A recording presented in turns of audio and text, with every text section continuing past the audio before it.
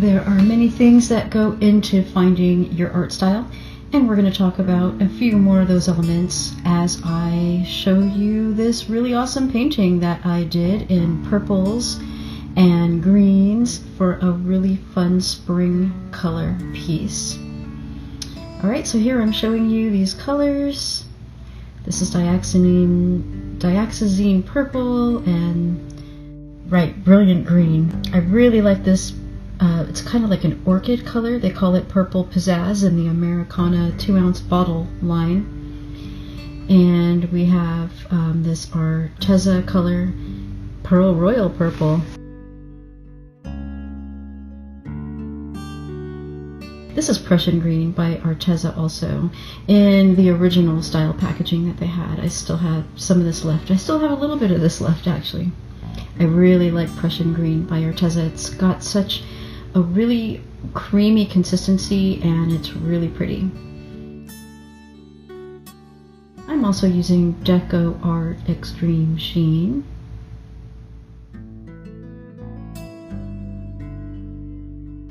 In that 24K gold color.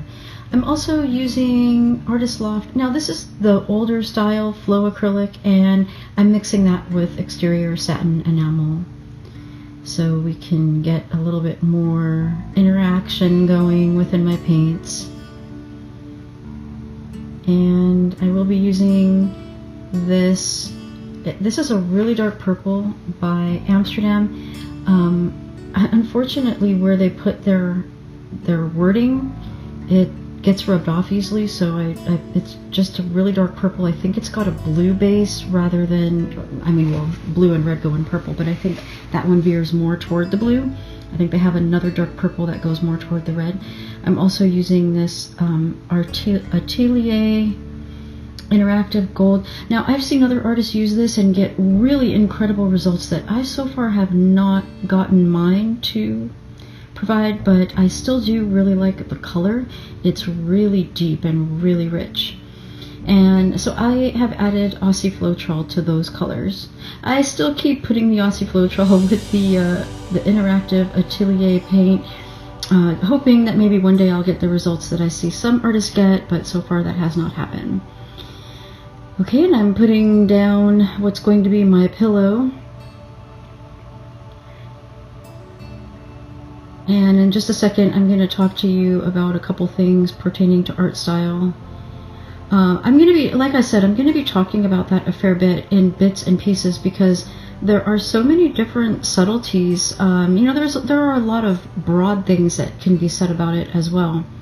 But within that, there are a lot of subtleties. And I don't know, if you're like me, I like to know everything that I can possibly find out about something so that I have the most flexibility within that thing, or the most options, because I just understand it more. And plus I find it fascinating. So if you're like that, or if any of those aspects appeal to you, then you'll appreciate the bits and pieces that I'm going to be sharing in the times ahead. Okay? So in some of my more recent presentations, I've been doing embellished Dutch pours. And so I have the common swirls and feathering kind of looks, just whatever you would normally typically see within embellished work. We have some of that going on in my embellished Dutch pours. And this is obviously not a Dutch pour, right? I'm going to do a swipe here, but if you really look at some of the end result aspects of this and compare them with some of the results of my Dutch pours, you'll actually see that there are a lot of similarities. So in terms of finding your art style, there are different ways that can be gone about.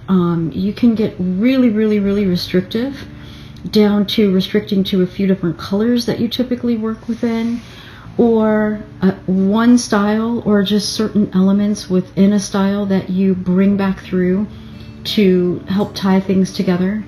And in some ways, the more restrictions that you make, you define a clearer and clearer look, like an overall look. But not everybody does that. You don't have to do that. And that's why I want to talk about this a lot in the times ahead, because there are so many nuances and so many things that you can do. And then also is the question, well, I really like to explore different forms of art, right? I mean, and I think that that's actually a very natural thing, especially when an artist first starts. I know for me, when I first started, I wanted to explore drawing and painting and using different paints and different types of pencils and pens, and I wanted to draw and paint different subjects. And I think for most artists that is actually more normal than being so streamlined right from the gate that you know that an artist would really be very, very finely focused. I think some people are that way, but most are not.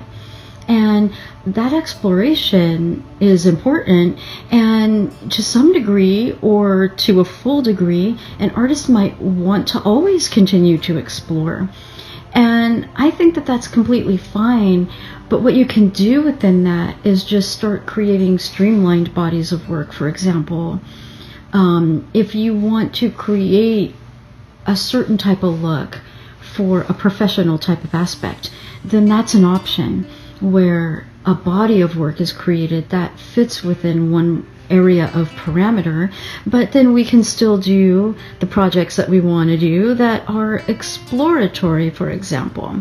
So again, I'm going to go into this in more detail in upcoming videos, because I still want to show my paintings, but I also don't want people to misunderstand that I'm talking about one thing and then showing all these different things, because my friends, there is a complete method to my madness. It's actually not so mad after all. So if you stick with me and listen to the bits and parts that I'll share, it'll make more and more sense, and you'll at some point be finding yourself, I get it. And the more you understand, like I said a little bit ago, the more you understand, the more you'll be able to work within those aspects and manipulate them, not in a bad way, but in a good way, to create something that you would want to create while still having all the artistic fun that you would want to have, while continuing to explore too, because art and an artist are always evolving. Like, art is also a process for us. It's a therapy, it's a happiness, it's a solace. And sometimes we need to explore different things. We don't necessarily want to be locked in one box forever, right? So I'm gonna really show you some very interesting things in the times ahead, and I'm looking forward to that. I'm really having fun with this theme, as well as continuing to paint and show you some of those paintings. And I'm having a lot of fun sharing with you some of what I've come to understand over not only my artistic journey, but I did work in a gallery for a time. And I was fortunate enough to have some work displayed in a special show within a prominent gallery, and it was a wonderful dream come true. And after that, I didn't really care so much if I was in a gallery again, but I don't know, I've been thinking a little bit more about it again lately, and it might just be fun to create a body of work and then see if I can get into a gallery again, or at least maybe make my own art store type presentation online or something like that.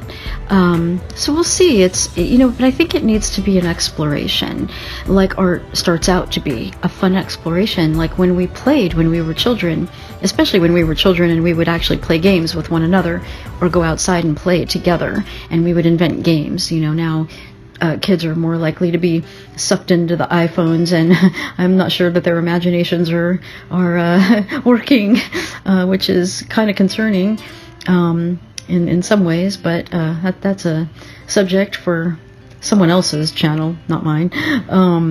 But anyway, yes, coming back to the painting, I just started some of those initial swipes with my custom-made swiping tools. I'll show you how I make those at some point.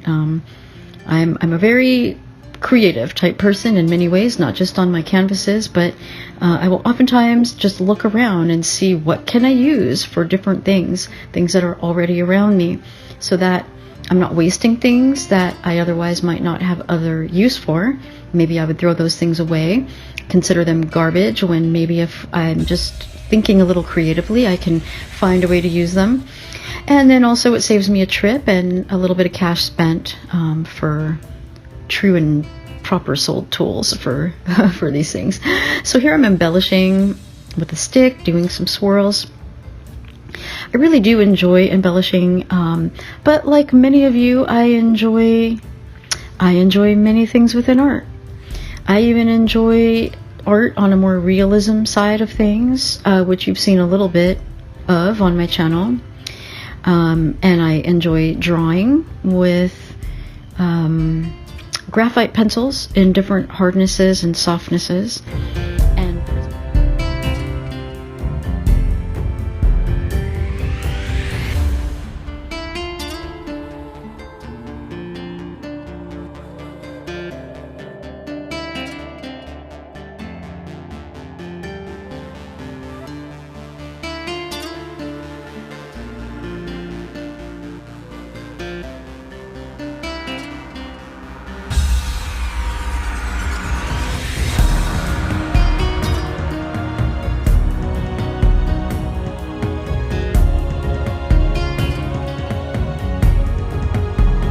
but yes, we should have fun and explore and learn new things and expand our skills, and just play around and see what else we might like to do.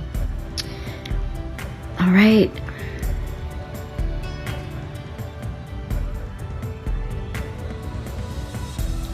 So definitely, if you enjoy hearing about these things, as well as if you're enjoying seeing this art piece, please at least give me a thumbs up.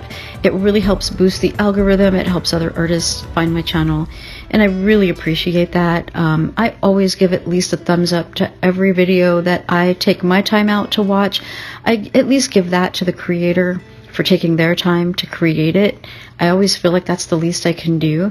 I mean, if I really don't like a video and I'm not even going to keep it on, then maybe I won't give it a thumbs up. But if I watch it and learn something from it or gain entertainment from it, I always at least give it a thumbs up. And I hope you'll consider doing that too for the creators whose content you enjoy and find value within.